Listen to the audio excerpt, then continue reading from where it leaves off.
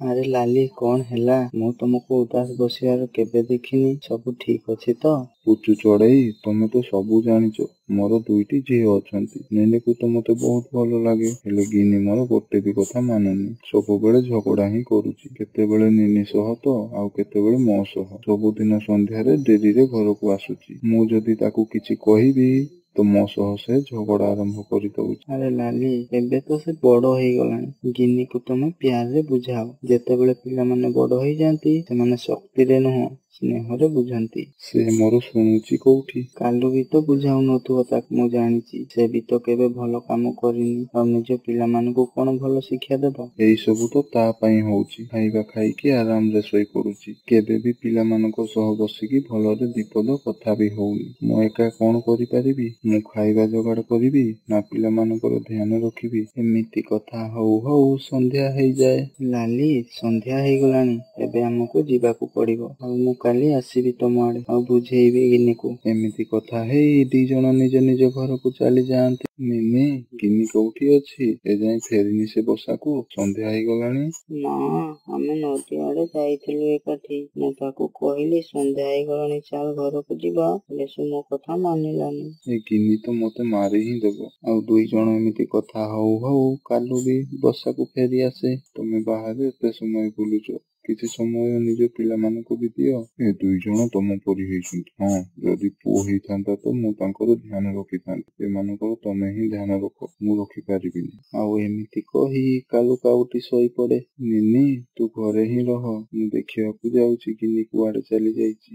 ଲାଲି ଏମିତି କହୁଥିଲା ନିନିକୁ। ସେଇ ଭିତରେ ଗିନି ବସାକୁ ଚାଲି ଆସେ। କୋଉଠୁ ଥିଲୁ ଏଯାଏଁ? ସମୟ ଦେଖିଲୁଣି କେତେ ହେଲାଣି? ଏଇଟା କଣ ଘରକୁ ଆସିବା ସମୟ? ମତେ ଲାଗୁଛି ନିନି ହିଁ ତମକୁ ମୋ ବିଷୟରେ ଏମିତି କହିଛି, ସେଥିପାଇଁ ରାଗିଛ ମତେ। ସେଥିପାଇଁ ମୁଁ ନିନି ସହ କଥା ହଉନି। ତୋତେ ଲାଜ ଲାଗୁନି? ସେ ତ ଭଉଣୀ, ଯଦି ତାକୁ ସ୍ନେହ କରିପାରୁନୁ ତ ଝଗଡା ବି କରନି।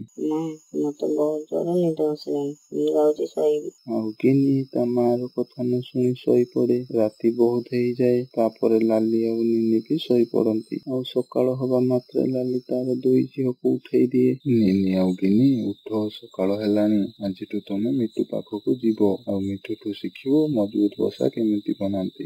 ମା, ମୁଁ ତ ବହୁତ ଖୁସି ଅଛି। ଆଉ ମୁଁ ଜଲ୍ଦି ହିଁ ମଜବୁତ ବସା ବନେଇବା ଶିଖିଯିବି। ସେ 2 ଜଣ ଜଲ୍ଦି ହିଁ ମିଟୁ ପାଖକୁ ଚାଲି ଯାଆନ୍ତି। ଆଉ ଅଧ ବାଟରେ ଗିନି ଗୋଟେ ଗଛ ଉପରେ ବସି ପଡେ। ଗିନି, ଏଠାରେ କଣ ପାଇଁ ବସିଲୁ? ମିଟୁର ଘର ତ ଆଗରେ ଅଛି। ତୁ ଯା ଆଉ ଶିଖ ବସା କେମିତି ବନାନ୍ତି। ନା ମତେ ବନେଇବାର ଅଛି, ନା ମୋର ଶିଖିବାର ଅଛି? ଏଇ ସବୁ ମାମା ଜାଣିଲେ ତତେ ଗାଳି କରିବେ। ତୁ କିଛି କହିବୁନି ମାମାକୁ। ଯଦି କହିଥିବୁ ତ ଦେଖିବୁ ମୁଁ ତୋର କଣ କରିବି। ନିନି ଏକା ହିଁ ସେଇଠୁ ଚାଲିଯାଏ। ଆଉ ଯାଇ ମିଟୁ ପାଖରେ ପହଞ୍ଚିଯାଏ। ଆଉ ମିଟୁ ତାକୁ ଦେଖି କୁହେ, ଆସ ଆସ ନିନି, ତମ ଭଉଣୀ ଗିନି ଆସିଲେନି? ତମ ମା ତ କହୁଥିଲେ 2 ଭଉଣୀ ଆସିବେ ବୋଲି। ମିଟୁ ଅଙ୍କଲ, ଗିନି କାଲିଠୁ ଆସିବ।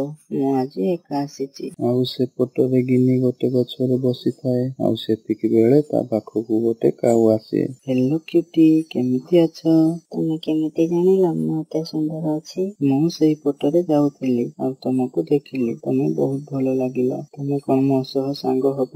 ଦୂର ଜଙ୍ଗଲରେ ମୋର ଅଙ୍ଗୁର ବଗିଚା ଅଛି। ଯଦି ତମେ ମୋ ସହ ଫ୍ରେଣ୍ଡସିପ କରିବ ତ ମୁଁ ତମକୁ ମୋ ଅଙ୍ଗୁର ବଗିଚାକୁ ନେଇକି ଯିବି। ଆରେ ବା, ମତେ ତ ଅଙ୍ଗୁର ବହୁତ ପସନ୍ଦ। ମୁଁ ତମ ସହ ଫ୍ରେଣ୍ଡସିପ କରିବି, ହେଲେ ଆଜି ନୁହଁ, ମୁଁ କାଲିଠୁ ତମ ସହ ଯିବି। ତ ଠିକ ଅଛି, ଆଜି ଚାଲ ନଦୀ ପାଖକୁ ଯିବା। ଆଉ ଗିନି ସେ କାଉ ସହ ନଦୀ ପାଖକୁ ଚାଲିଯାଏ। ସେ ନଦୀଠି ଆଗରୁ ହିଁ ପୁଚୁ ଚଢେଇ ବସିଥାଏ। ଆରେ ଗିନି, ତମେ ଏଇଠି? ମୁଁ ତ ତମ ଘରକୁ ଯାଇଥିଲି। ତମ ମା ତ କହୁଥିଲେ ତମେ ମିଟୁ ପାଖକୁ ଯାଇଛ ଘର ବନେଇବା ଶିଖିବା ପାଇଁ। ଆଣ୍ଟି, ମୁଁ ସେଇଠୁ ହିଁ ତ ଆସୁଛି। ବାସ୍ ମତେ ଛୁଟି ଟିକେ ଆଗରୁ ମିଳିଗଲା। ଆଉ ଲଫଙ୍ଗା କାଉ, ତମ ଜଙ୍ଗଲ ଛାଡିକି ଏଇ ଜଙ୍ଗଲରେ କଣ କରୁଛୁ? ଆଣ୍ଟି, ଇଏ ଲଫଙ୍ଗା କାଉ ନୁହଁ, ଇଏ ମୋର ସାଙ୍ଗ। ଆଉ ତାଙ୍କର ସେଇ ଜଙ୍ଗଲରେ ଅଙ୍ଗୁର ବଗିଚା ଅଛି।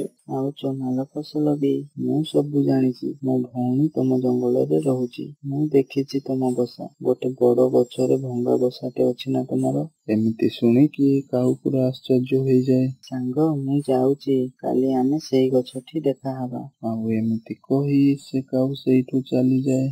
ଆଣ୍ଟି, ତମେ ଠିକ କଲନି ମୋ ସାଙ୍ଗକୁ ଅପମାନ କରି। ସେ କହୁଥିଲା ମତେ ବି ତାର ଅଙ୍ଗୁର ବଗିଚା ସେୟାର କରିବ। ସବୁ ମିଛ କହୁଛି ସେ। ଆଉ ତମେ ତମ ସମୟ ବର୍ବାଦ କରନି। ଆଉ ଏମିତି କହି ପୁଚୁ ଚଢ଼େଇ ସେଇଠୁ ଚାଲିଯାଏ। ଆଉ ତାପରେ ସନ୍ଧ୍ୟା ହେବାକୁ ଲାଗେ। ନିନି ତୁ ଏକା ଆସିଲୁ ଯେ ଗିନି କୁଆଡେ ଗଲା? ସେ କଣ ତୋ ସହ ଯାଇନଥିଲା ମିଟୁ ଅଙ୍କଲଙ୍କ ପାଖକୁ ଘର ବନେଇବା ଶିଖିବାକୁ? ହଁ, ମୁଁ ଯଦି ସତ କହିବି ଗିନି ମୋ ସହ ଝଗଡା କରିବ। ସେ ତ ରାସ୍ତାରେ ହିଁ ଗୋଟେ ଗଛ ଉପରେ ବସି ଯାଇଥିଲା। ସେ ଯାଇନଥିଲା ମିଟୁ ଅଙ୍କଲଙ୍କ ପାଖକୁ। ହେଲେ ମା, ତମେ କହିବନି କି ମୁଁ ତମକୁ ଏଇ ସବୁ କଥା କହିଛି? ଆଉ ସେମାନେ ଏମିତି କଥା ହଉ ହଉ ଗିନି ବି ଆସିଯାଏ। ଆଉ ଲାଲି ତାକୁ ବହୁତ ପ୍ୟାରରେ ବୁଝେଇବାକୁ ଚେଷ୍ଟା କରେ। ଆସିଗଲୁ ମୋ ଝିଅ ଗିନି? ହଁ ମା, ଆସିଗଲି। ନିନିକୁ ଟିକେ ଆଗରୁ ଛୁଟି ମିଳିଗଲା ଆଉ ମିଟୁ ଅଙ୍କଲ ମତେ ଟିକେ ଲେଟରେ ଛୁଟି ଦେଲେ। ହେଲେ ଲାଲି ତା ଉପରେ ରାଗିବାକୁ ଚାହୁଁନଥିଲା। ଆଉ ଏଇ କଥା ବି କୁହେନି କି ନିନି ତାକୁ ସବୁ କଥା କହିଛି କି ସେ ତା ସହ ଯାଇନଥିଲା। ଆଉ ତାପରେ ରାତି ହେଇଯାଏ ଆଉ ସମସ୍ତେ ଶୋଇପଡନ୍ତି। ହେଲେ ସେଇଦିନ ଗିନି ଆଖିରେ ନିଦ ଆସୁନଥିଲା। ସେ ତ ଖାଲି ଅଙ୍ଗୁର ବଗିଚା କଥା ଭାବୁଥିଲା। ମା, ତମେ କଣ ଜାଣିଛ ମୁଁ ଆଜି କାହା ସହ ସାଙ୍ଗ ହେଲି? ତାଙ୍କର ଅଙ୍ଗୁର ବଗିଚା ମତେ ବି ସେୟାର କରିବ। ଏମିତିରେ ସକାଳ ହେଇଯାଏ। ନିନି, କାଲି ମିଟୁ ଅଙ୍କଲ କଣ ଶିଖାଇଥିଲେ? ମା, ମିଟୁ ଅଙ୍କଲ କାଲି ଘର ବନେଇବା କାର୍ଯ୍ୟ କୋଉଠୁ ଆରମ୍ଭ କରନ୍ତି ସେଇଟା ଶିଖେଇଲେ। ଆଉ ଆଜି ତାଠୁ ଆଗକୁ ଶିଖେଇବେ। ଚାଲ ନିନି, ମୋର ଲେଟ୍ ହେଲାଣି। ଆଉ ସେ ଦି ଜଣ ସେଇଠୁ ଚାଲି ଯାଆନ୍ତି। ଆଉ ରାସ୍ତାରେ ଗିନି ସେଇ ଗଛରେ ହିଁ ବସିଯାଏ। ଗିନି, ତୁ ଆଜି ବି ଯିବୁନି ମିଟୁ ଅଙ୍କଲଙ୍କ ପାଖକୁ? ଆଜି ମୋର ଗୋଟେ ସାଙ୍ଗ ମତେ ଦେଖା କରିବାକୁ ଆସିବ। ତୁ ଯା, ମୁଁ ମୋ ସାଙ୍ଗ ସହ ଦେଖା କରିକି ତୋ ପଛରେ ହିଁ ଯାଉଛି। ଏଇଟା ଭାବିନି ଯେ ମା ଜାଣିନାହାନ୍ତି ତୁ କାଲି ମୋ ସହ ଯାଇନଥିଲୁ ବୋଲି। ମା ଏଇଥିପାଇଁ ତୋତେ କିଛି କହିଲେନି। ସେ ତୋ ଉପରେ ରାଗିବାକୁ ଚାହୁଁନଥିଲେ। ତାହେଲେ ତୁ କହିଦେଇଥିବ ଶୀଘ୍ର ଆସିବୁ। ଆଉ ଏମିତି କହି ନିନି ସେଇଠୁ ଚାଲିଯାଏ। ଲାଲି, ମୁଁ କାଲି ନଦୀ କୂଳରେ ବସିଥିଲି। ଆଉ ସେଠାକୁ ଗିନି ଗୋଟେ ଲୋଫର କାଉ ସହ ଆସିଥିଲା। ଆଉ ସେ କହୁଥିଲା ସେ ଲୋଫର କାଉ ସହ ସେ ସାଙ୍ଗ ହେଉଛି। ପୁଚୁ, କଣ କରିବି? ତାକୁ ଘରୁ ପଠେଇଥିଲି ଘର ବନେଇବା ଶିଖିବା ପାଇଁ ମିଟୁ ପାଖକୁ। ସେ ଲୋଫର ଜଙ୍ଗଲରେ ମୋ ଭଉଣୀ ରହୁଛି। ସେଠାକୁ ମୁଁ ଯିବା ଆସିବା କରେ। ଯଦି ହବ ଗିନିକୁ ସେ କାଉ ସହ ମିଶିବା ପାଇଁ ମନା କର, ନହେଲେ ପରେ ପସ୍ତେଇବୁ। ସେଇପଟରେ ଗିନି ସେଇ ଗଛ ଉପରେ ବସି ସେ କାଉକୁ ଅପେକ୍ଷା କରିଥାଏ। ଯେବେଠୁ ସେ ଅଙ୍ଗୁର ବଗିଚା କଥା ଶୁଣିଛି ସେବେଠୁ ତ ମୋ ପାଟିରୁ ଖାଲି ଲାଳ ଗଡୁଛି। ସାଙ୍ଗ, ଶୀଘ୍ର ଆସିଯାଅ ଆଉ ମତେ ନେଇଯାଅ ତମ ଅଙ୍ଗୁର ବଗିଚାକୁ। ଗିନି ଏମିତି ଭାବୁଥାଏ, ତା ଭିତରେ ସେ କାଉ ଚାଲି ଆସେ। ମୋର ପୁରା ବିଶ୍ୱାସ ଥିଲା କି ତମେ ସେ ବୁଢୀ କଥା ମାନିବନି। ସେ ଜଳୁଛି ମୋ ଅଙ୍ଗୁର ବଗିଚା ଦେଖି, ସେଥିପାଇଁ ସେ ସେମିତି କହୁଥିଲା। ମତେ ବି ସେମିତି ଖରାପ ପକ୍ଷୀ ଭଲ ଲାଗନ୍ତିନି। ଯେତେବେଳେ ଦେଖ ଭାଷଣ ହିଁ ଦିଅନ୍ତି। ଆଜି ତ ତମେ କାଲିଠୁ ବହୁତ ସୁନ୍ଦର ଲାଗୁଛ। ହଁ, ତମ ସହ ଦେଖା କରିବା ପାଇଁ ସଜବାଜ ହେଇଥିଲି। ହେଲେ ମତେ ତମେ ଶୀଘ୍ର ତମ ଅଙ୍ଗୁର ବଗିଚାକୁ ନେଇ ଚାଲ। ନା, ଏମିତି ନାହିଁ। ମୁଁ ଚାହୁଁଛି ତମେ ମୋ ବଗିଚାକୁ ମାଳିକାଣୀ ହେଇକି ଯାଅ। ସାଙ୍ଗ, ମୁଁ ତମ କଥା କିଛି ବୁଝିପାରିଲିନି। ସାଙ୍ଗ, ମୁଁ ତମକୁ କହୁଛି କି ତମେ ମତେ ବାହା ହେଇଯାଅ। ଏମିତି ଶୁଣିକି ଲାଜେଇ ଯାଏ।